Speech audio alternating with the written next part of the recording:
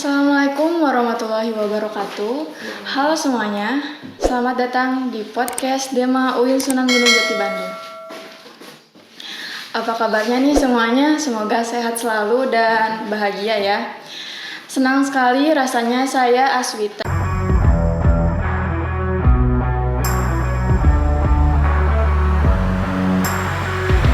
dari Kementerian Komunikasi Media dan Informasi Dema UIN Sunan Gunung Jati Bandung. Di sini saya akan menemani kalian di beberapa menit ke depan. Nah, mungkin udah disinggung ya di episode sebelumnya. Di sini kami akan membahas satu tema yang mungkin cukup krusial atau sensitif ya Kang. Dan mungkin belum banyak orang yang tahu gitu. Nah, sebelum kita masuk ke dalam tema, kita kenalan dulu nih sama narasumber yang udah hadir di tengah-tengah kita. Ada Kang Egy Septiana Setiawan dari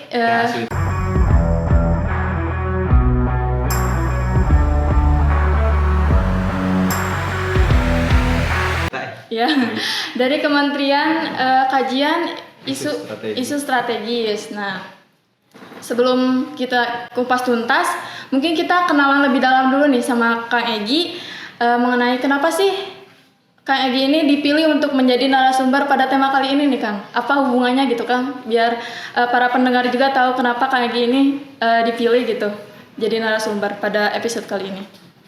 Mungkin alasannya karena saya juga tidak tahu ya. Soalnya saya juga diundang oleh Kominfo dan mungkin ada alasan dari Kominfo itu sendiri mengundang saya. Mungkin ya untuk baca-baca mungkin kepada saya pembelajarannya seperti itu. Oh ya, jadi gitu ya teman-teman sekalian. Jadi mungkin tanpa menunggu lama gitu ya, karena pemateri juga dari tadi udah nunggu lama, kasihan. Kita langsung masuk aja ke tema pembahasan kita kali ini. Awalnya mungkin kita dari materi dasar dulu ya Kang, tentang apa sih UKT di UIN Bandung itu bedanya dengan UKT yang di universitas lain? Mungkin untuk bahasan dasar perihal UKT ini agak rumit sekali kalau misalkan dibedah. Tetapi ya pada intinya saya tarik ke belakang terlebih dahulu bahwa ketika pasca reformasi, setelah pasca reformasi itu ada ada peraturan pemerintah nomor 61 tahun 1999 yang berbicara tentang Badan Hukum Pendidikan di sana. Kemudian setelah itu pasca reformasi juga ada yang namanya reformasi dalam bidang pendidikan, di mana dalam bidang pendidikan di situ nantinya merombak ataupun melakukan beberapa perubahan dalam sistem pendidikan, sehingga lahirnya ada Undang-Undang Nomor 20 tahun 2003 tentang Sisdiknas, kemudian Undang-Undang 12 tahun 2012 tentang Undang-Undang Perguruan Tinggi. Nah, dari dua dasar hukum ini yang memang nantinya menjadi efek domino terhadap adanya UKT itu sendiri. Karena kalau berbicara perihal pendidikan, karena UKT juga menyangkut perihal pendidikan, maka pendidikan ini menjadi satu tanggung jawab besar bagi negara itu sendiri, khususnya pemerintah pusat dan juga pemerintah daerah, di mana di sana dijelaskan dalam Undang-Undang Sisdiknas dan juga Undang-Undang PT perihal pengelolaan dana. Yang menjadi tanggung jawab itu adalah pemerintah pusat, pemerintah daerah. Kemudian mereka memiliki APBN dan juga APBD, di mana minimal 20% dari APBN dan APBD itu diserahkan untuk kepentingan pendidikan. Seperti itu. Nah, mungkin masuk juga ke perlu tahu juga bahwa UIN Sunan Gunung Jati Bandung itu salah satu perguruan tinggi negeri yang Badan Layanan Umum ataupun BLU, PTN BLU. Nah, dari PTN BLU ada PMK, di PMK nomor 11 tahun 2012 perihal tarif pelayanan Badan Layanan Umum BLU UIN Sunan Gunung Jati Bandung. Itu dijelaskan ada beberapa tarif yang menjadi Badan Layanan Umum. Itu bisa di cross check, termasuk salah satunya ada TUPEL, TUAPEL, kemudian seleksi masuk perguruan tinggi dan lain sebagainya lah. Itu bisa dilihat oleh teman-teman semua juga, itu bisa dibaca PMK nomor 11 tahun 2012. Kemudian, nah ini mungkin yang membedakan antara UKT di UIN dan juga UKT yang lainnya. Karena UIN tadi adalah PTN BLU, kemudian ada ada peraturan Menteri Agama nomor 7 tahun 2018 yang berbicara tentang SSBOPT, standar satuan biaya operasional perguruan tinggi pada Kementerian Agama, dalam ruang lingkup Kementerian Agama. Nah, di sana juga dijelaskan perihal UKT disinggung, yakni adanya SSBOPT, kemudian adanya UKT, kemudian BOPT. Nah, SSBOPT ini didasarkan pada BOPT, kemudian indeks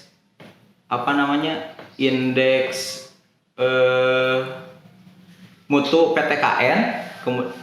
PTKN dan indeks program studi, kemudian indeks indeks pola pengelolaan keuangan, kemudian ada indeks kemahalan wilayah. Nah, dari sana kemudian ditarik ke BOPT. Dari BOPT ini juga menghasilkan dua, ada biaya langsung dan juga biaya tidak langsung. Nah, biaya langsungnya itu berkenaan dengan tugas akhir, kemudian bimbingan konseling, kemudian kemahasiswaan dan lain sebagainya, itu ada di sana. Kemudian biaya tidak langsungnya itu berkaitan dengan perencanaan umum, kemudian sarana prasarana masuk di sana. Nah, kemudian dalam PMA tersebut itu dijelaskan bahwa ada 7 kelompok, ada pengkelompokan ataupun pengkategorian perihal UKT ini sendiri, yang dimana satu kelompok dari kelompok yang lainnya itu diambil 5% dari jumlah penerimaan mahasiswa PTKN, seperti itu. Nah, kemudian ada juga di sana disinggung perihal BOPTN. BOPTN ini adalah biaya bantuan operasional perguruan tinggi negeri. Nah, ini berasal dari APBN negara untuk menambal ataupun menambah kekurangan daripada biaya operasional penyelenggaraan perguruan tinggi, seperti itu. Jadi ketika kita bayar UKT, kemudian UKT itu mungkin ada kekurangan dan sebagainya, nah itu bisa dibantu oleh BOPTN, seperti itu. Nah, kalau bedanya dengan universitas lain mungkin itu ada di Permendikbud nomor 25 tahun 2020 yang berbicara sama SSBOPT pada perguruan tinggi negeri. Nah, di sana dijelaskan itu mah ada BKT, UKT, kemudian SSBOPT dan juga BOPTN. Nah, kalau dalam Permendikbud tersebut, kalau tadi mengacu SSBOPT-nya ini mengacu pada capaian standar nasional pendidikan tinggi, itu yang pertama. Yang kedua adanya jenis program studi. Kemudian yang ketiga itu ada indeks kemahalan wilayah sama. Yang bedanya tidak ada BOPT. Nah, dari SSBOPT ini kemudian ditarik menjadi dua, ada biaya langsung dan juga biaya tidak langsung. Nah, biaya langsungnya itu berkaitan dengan BHP praktikum, kemudian gedung sarana dan prasarana, kemudian gedung praktikum, BHP atau sarana pembelajaran di sana bisa dilihat. Kemudian nah, dari sana itu diturunkan kembali bahwa BKT dan juga UKT ini saling berkaitan. Bahwa BKT ini keseluruhan biaya operasional perguruan tinggi negeri per semester per mahasiswa untuk program studi. Nah, UKT itu adalah uang kuliah tunggal, merupakan sebagian biaya kuliah tunggal, sebagian dari BKT yang dibebankan kepada mahasiswa ataupun ditanggungkan kepada mahasiswa sesuai kemampuan ekonominya. Nah, seperti itu. Sesuai kemampuan ekonomi mahasiswa itu sendiri. Yang kedua, sesuai orang tua mahasiswa. Yang ketiga, pihak yang membiayai mahasiswa itu sendiri. Jadi harus berdasarkan ketiga itu. Nah, kemudian BKT ini menjadi dasar besaran daripada UKT itu sendiri. Nah, kemudian dari dari sana sama ada kategori lagi perihal tadi kategori-kategori UKT. Nah, kalau di Permendikbud ini dijelaskan bahwa pimpinan universitas atau pimpinan perguruan tinggi itu menetapkan UKT dengan setelah berkonsultasi dengan menteri. Nah, menteri di sini Menteri Pendidikan dan Kebudayaan melalui Dirjen Pendidikan Pendidikan Tinggi, dan juga ada Dirjen Pendidikan Vokasi. Nah, kalau Dirjen Pendidikan Tinggi itu universitas dan juga institut, kalau pendidikan vokasi itu adalah politeknik dan akademis yang itu. Nah, kemudian untuk perguruan tinggi yang selain dari PTNBH, tadi PTNBH. Nah, yang selain PTNBH itu menetapkannya sama pimpinan kampus itu menetapkan UKT setelah persetujuan daripada menteri, sama melalui dirjen yang tadi 2, seperti itu. Nah, dari Permendikbud itu sendiri ada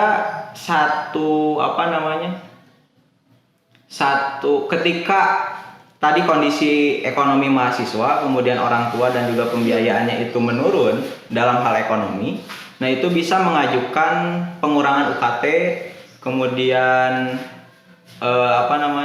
cicilan dan lain sebagainya, itu di sana ada. Nah, tetapi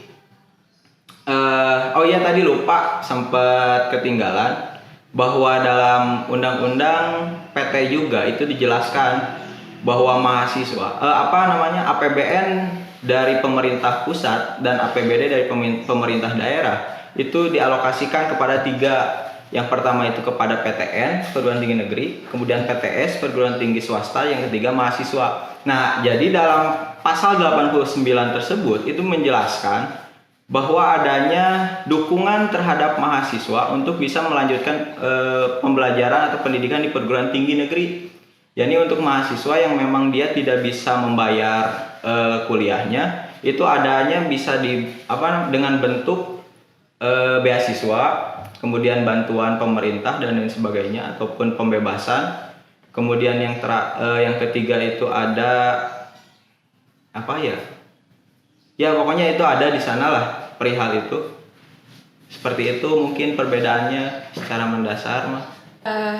Kita baru bahasan pertama ya, ini kita mungkin udah tahu jawabannya kenapa Kang Egy ini dipilih jadi narasumber di sini, karena mungkin tadi dari bahasan perundang-undangannya, peraturan Kemendikbudnya lengkap sekali gitu ya, mungkin pengetahuannya, makanya bisa dipilih jadi narasumber untuk materi kali ini. Mungkin lanjut ya Kang, kan di masa pandemi ini ada pemotongan UKT nih Kang, diskon UKT. Nah, gimana pendapat Akang tuh mengenai itu? Pendapat saya sih untuk diskon UKT atau pengurangan keringanan UKT untuk mahasiswa. Nah, ini disambut baik. Artinya kan bahwa bukan kampus itu melalui lupa. Jadi setelah tadi saya menjelaskan beberapa peraturan, nah ada keputusan Menteri Agama nomor 515 tahun 2020 kemarin. Nah, itu berbicara perihal keringanan UKT uang kuliah tunggal untuk mahasiswa akibat adanya pandemi COVID-19. Nah, di sana itu ada. Itu baru keluar ya Kang atau gimana peraturannya? Enggak, udah 2020 kemarin udah ada. Itu KMA 515 tahun 2020. Nah, di sana ada 10 diktum disebutkan di sana. Nah, di sana itu berbicara pertama itu keringanan UKT, yang kedua itu pembayaran UKT. Nah, keringanan UKT ini juga diberikan kepada 5 kelompok. Yang pertama meninggal dunia, kemudian pilot, kemudian pemutusan hubungan kerja, kemudian adanya penurunan ekonomi secara signifikan, dan ya itu ada di sana, pokoknya 5 poin dalam KMA itu. Nah, itu bisa diajukan dari mahasiswa kepada dekan setiap dekan ataupun rektorat untuk pengurangan UKT. Nah, kemudian ada juga pembayaran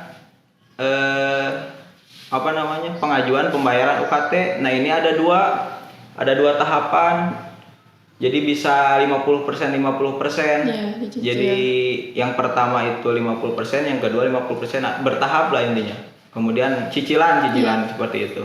Nah, itu kan udah ada, maksudnya udah dijelaskan dalam KMA 515. Kemudian kemarin itu ada lagi keluar KMA nomor 81 tahun 2021, yakni perubahan atas KMA 515. Nah, itu perubahannya tidak signifikan. Maksudnya tidak signifikan karena yang dirubah itu hanya pada diktum ke-6 perihal penambahan keringanan UKT berlaku pada tahun akademik 2021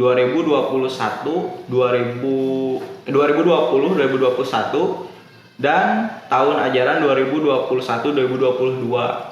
Artinya bahwa mekanisme yang menjadi ketentuan yang terdapat dalam KMA 515 itu masih berlaku di KMA yang baru, KMA nomor 81 tahun 2020 seperti itu. Ya mungkin karena saya juga telah membaca ataupun membaca-baca perihal laporan yang telah dilakukan oleh Kemendikristek Dema UIN Sunan Gunung Jati Bandung, itu ada survei perihal UKT dan juga diskon kuota. Nah, di sana juga dijelaskan bahwa adanya diskon ini beragam macam pendapat dari mahasiswa secara umum. Ada yang mengatakan ya memang ini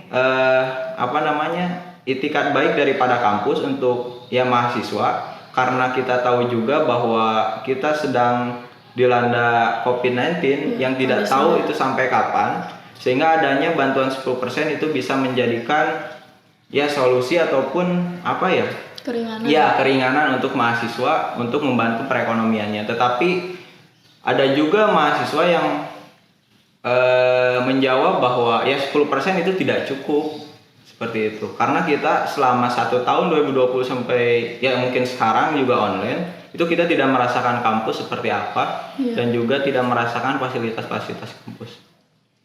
Jadi menurut Akang gimana ini teh?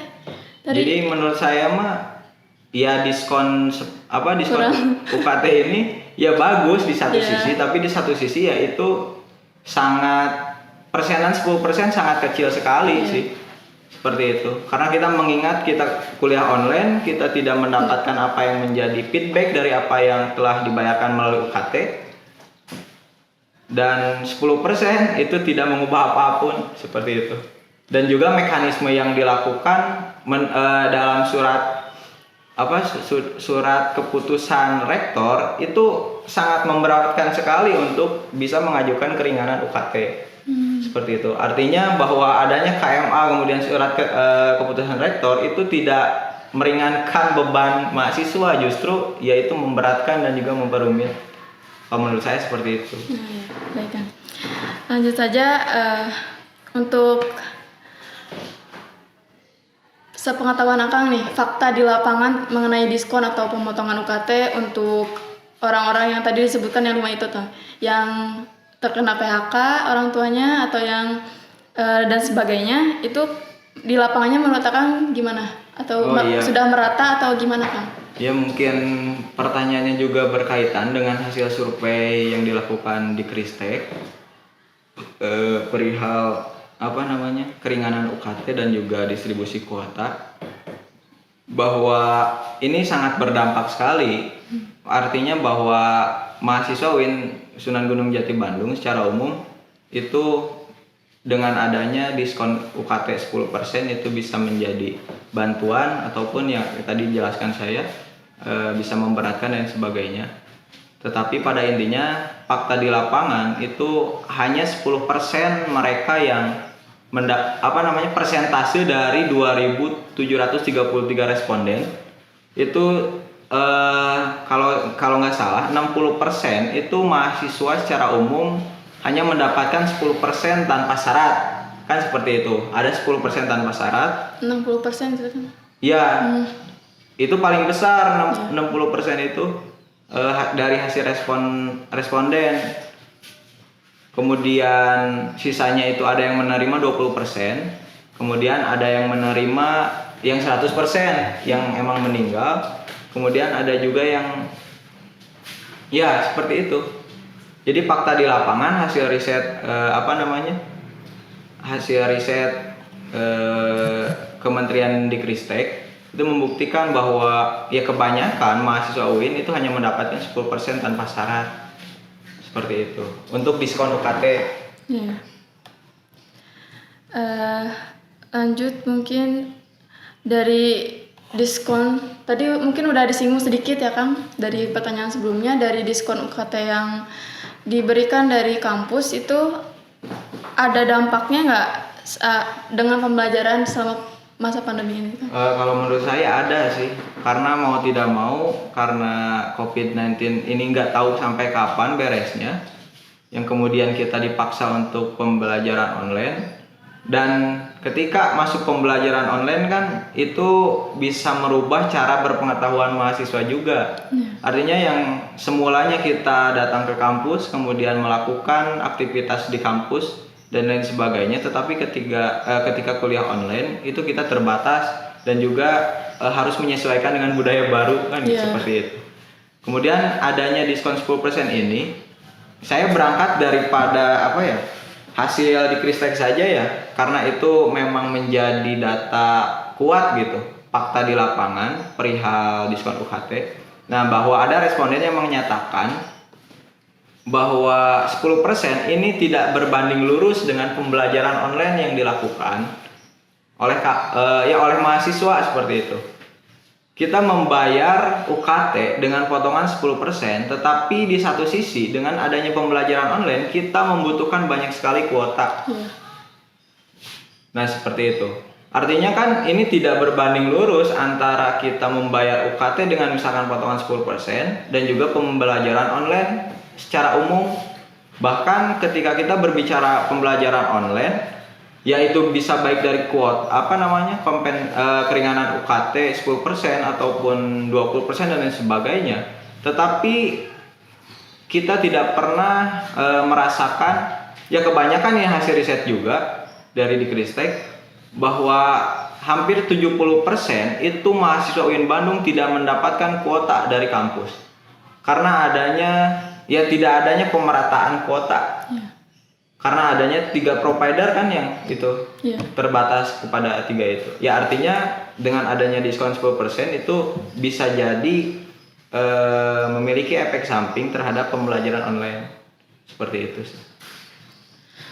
Tadi udah dijelaskan kalau misalnya dari diskon ini kayak nggak sebanding dengan apa-apa yang dijalankan sama mahasiswa gitu kan, nggak ada apa-apanya kan. Nah, opini Akang nih mengenai pengelolaan UKT tersebut harusnya kayak gimana nih Kang? Nah, mungkin untuk pengelolaan UKT ini juga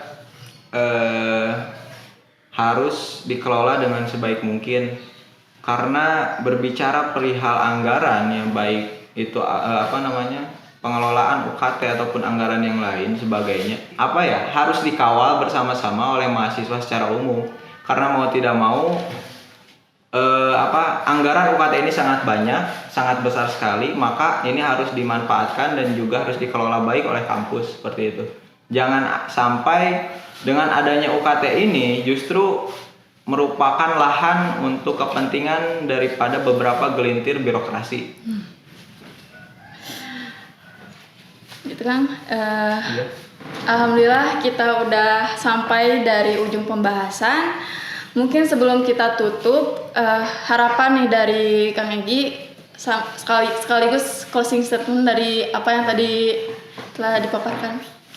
Mungkin harapan saya ya, berangkat daripada aspirasi mahasiswa UIN secara umum, hasil riset Dikristek itu ingin adanya evaluasi kinerja daripada dosen, kemudian sistem pembelajaran, kemudian sistem perkuliahan, baik itu dosen ataupun kurikulum dan lain sebagainya.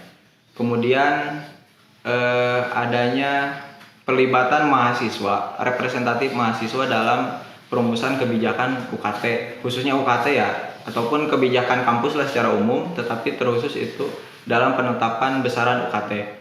Kemudian yang selanjutnya itu ada penetapan ulang daripada kategorisasi UKT itu sendiri. Seperti itu. Dan harapan saya untuk untuk teman-teman mahasiswa UIN secara umum, yuk kita melek terhadap apa yang menjadi isu dan juga permasalahan kampus. Seperti itu. Ya. Ya mungkin closing statement ya. Iya, Dan closing statementnya mungkin karena ini berbicara isu pendidikan ya, mau tidak mau, maka daripada itu saya mengajak kepada mahasiswa UIN secara umum bahwa pendidikan ini menjadi tanggung jawab negara, bahwa pendidikan ini menjadi masa depan generasi bangsa, dan juga pendidikan ini menjadi amanat konstitusi kita, mencerdaskan kehidupan bangsa. Maka ini perlu dirawat ataupun perlu dikelola dengan baik itu oleh kampus, baik oleh birokrasi ataupun oleh mahasiswa secara umum, untuk melaksanakan apa yang menjadi ruh daripada pendidikan tinggi itu sendiri. Seperti itu. Siap. Mungkin luar biasa sekali materi yang telah disampaikan oleh Kang Egy. Teman-teman, mungkin yang saya ambil gitu ya sedikit, masalah UKT ini kan sangat sensitif ya. Jangan sampai kita acuh gitu terhadap masalah ini. Kita harus kawal bersama-sama, jangan sampai disalahgunakan sama pihak-pihak tertentu gitu. Semoga materi dari Kang Egy ini menjadi jawaban dari ketidaktahuan kita semua mengenai UKT. Dan tidak lupa juga saya ucapkan terima kasih Kang, sebanyak-banyaknya. Luar biasa sekali materinya. Semoga apa yang disampaikan menjadi manfaat untuk kita semua. Kita sudahi saja podcast pada episode kali ini.